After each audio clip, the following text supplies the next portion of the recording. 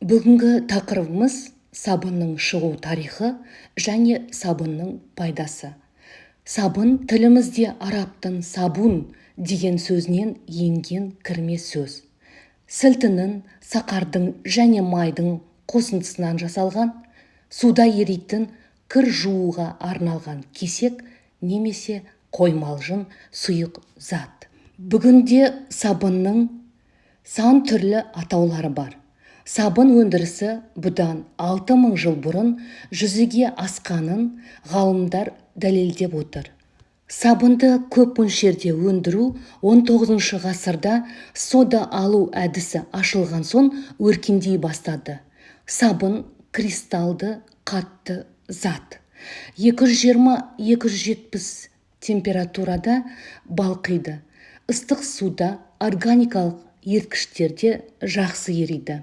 Судағы ерітінділердің беттік актив заттар ретінде жуғыш қасиеті бар. Себебі сабын әлсіз қышқыл және күшті негіздің тұзы болғандықтан гидролизге ұшырайды. Ендігі кезекте сіздерге пайдасы туралы. Әдетте біз оны тек киім жуғанда ғана пайдаланамыз. Бірақ оның тұрмыс тіршілікте пайдасы зор екендігін біле бермейміз. Ендеше сіздермен кір сабын жайлы біраз пайдалы кеңестермен бөлісемін. Шашыңызды қалың әрі ұзын болғанын қаласаңыз, онда шашыңызды кір сабынмен жууға кеңес беремін. Су сабынды пайдаланып болған соң, артынша басты кір сабынмен жуыңыз. Содан соң 1-2 тамшы сірке суын қосып, шашты қайта жусаңыз, шаштың түбін қатайтуға көмектеседі.